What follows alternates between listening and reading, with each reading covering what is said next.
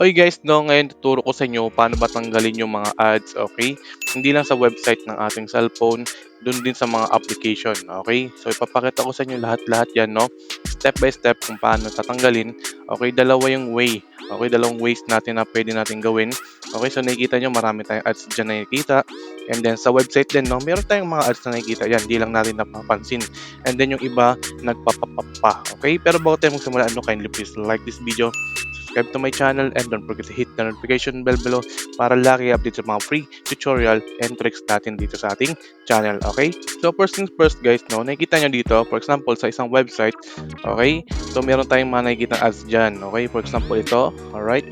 And then marami pa yan, nakikita nyo, nagkikita lang, kumakalat lang yan dito sa may ating cellphone. Okay, and then kunwari, for example din, no, sa mga application natin na na-installed, minsan may lumalabas sa mga ads dyan. Okay, pag naglalaro tayo or may ginagamit tayong application, merong mga napapop up dito. Okay, for example, itong game na to, merong ads dyan sa may baba. May kita nyo, may banner na lalabas, and then kapag may click tayo something dito, ay meron ding mga lumalabas na ads. Okay, nakikita sa baba, meron din tayong ads na nakikita dyan. Okay, ngayon naman tuturo ko sa inyo kung paano. Okay, so first things first, na isang way para tanggalin natin yon ay punta kayo sa may phone setting nyo.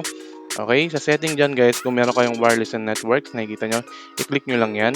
And then, kapag dating nyo dito guys, no, meron kayong makikitang private DNS. Okay, so yung ibang phone wala, yung ibang meron. Okay, itong phone ko meron. Kaya naman, i-click nyo lang yan.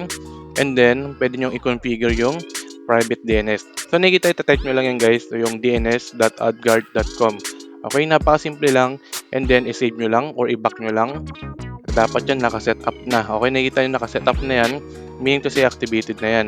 Okay, check natin kung wala na ba yung ads doon. Okay, so for example, yung sa may web page kanina, sa may website, okay, i-refresh lang natin yan. So nakikita nyo meron pa tayo dito guys, no? Yan. Okay, dapat yan mawawala na kapag inactivate natin yon.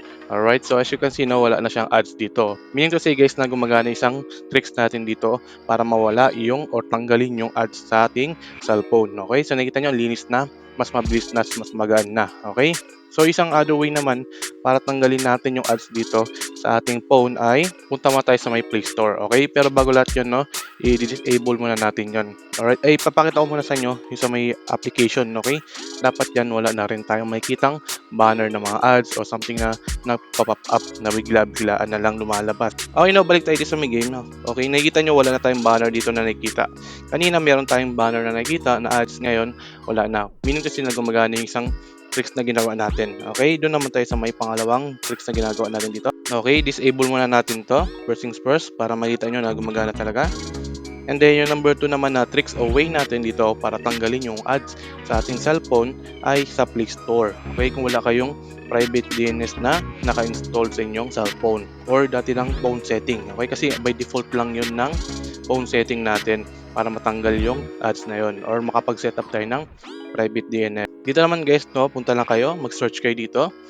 Ilagay nyo lang dito ay ad blocker. Okay, type lang natin dyan na ad blocker. O yan, for example, ganyan, no? Ad blocker na yan. And then makita nyo marami tayong makahanap dyan. Alright? Pero syempre, hindi naman lahat dyan ay mas maganda or maganda. Yung iba lang talagang pili ang pwede dyan. So dito, makita nyo marami tayong pagpipilian. Pero syempre, yung rating na mataas and then yung download ang dapat hanapin natin.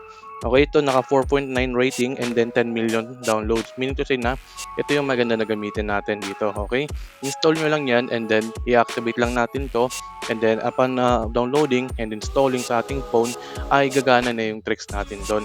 Meaning to say na wala tayong makikita, magpa-pop up na mga ads sa ating cellphone, even sa mga application na naka-install sa ating phone. Okay, pero check natin yan, i-verify natin kung gagana nga talaga using this application. Okay, so yun, no, patapos na yung download, hintay lang natin yan, and then i-configure natin yung ating mga gagawin dito para mawala yung ads sa ating cellphone. Alright, so hintay lang natin and then open natin tong application na to. Unti na lang naman yan.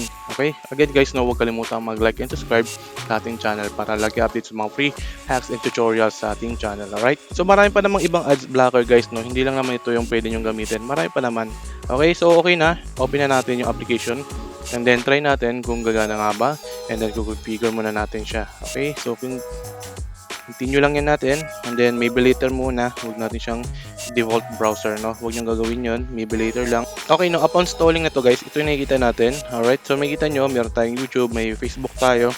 Sabihin kapag gumamit tayo nito, wala tayong makikita ng mga ads, okay? Pero try muna natin sa mga vlog, okay? So, for example, news today, mag-search muna tayo ng something dito na makikita natin na wala talagang ads o walang mga banner na lumalabas. Meaning kasi gumagana yun. So, for this example guys, na-try natin tong inquirer muna natin. Tingnan natin kung wala siyang map-pop up ng mga ads, okay? So, yun, nakikita nyo guys, no, meron tayong space dito. Meaning to say na, dyan dapat nilalagay yung ads o dyan yung mag-show yung ads. Pero nakikita natin sa video, okay, sa ating website, wala naman tayong nakita dyan. And then, this one also, okay, as well. Okay, wala tayong nakitang block dyan or ads dyan. Meaning to say na okay yung ating application na ginamit dito. Okay, so nakita nyo, fresh na fresh, mas mabilis, smooth kapag walang ads. Kasi yung ads guys, no, script, o something like sa website, no, script yun, meaning to say, pang padagdag ng ating bigat or nag-run sa ating website, kaya bumabagal. Alright, so ito lang naman guys ay for browser lang din. Pwede na naman kayo mamili ng iba for other application, okay, like this one, no, itong ad blocker, okay, yan. Itong mga ibang application dito na pwede natin gamitin pang ad, pang block ng mga ads.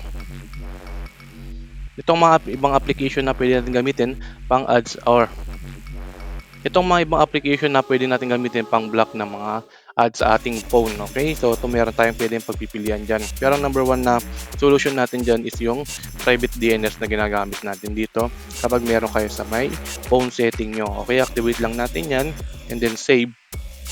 And then, pwede natin or pwede natin makapag-browse or makapaglaro o mag-open ng mga application natin na without interrupting ng mga ads. So yun lang guys, no, kung nakatulong sa itong video na to para mawala yung ads o tanggalin yung ads sa inyong cellphone, kindly please like this video, subscribe to my channel, and don't forget to hit the notification bell below para lagi update sa mga tricks and tips sa atin dito sa ating channel. Okay, yun lang, no?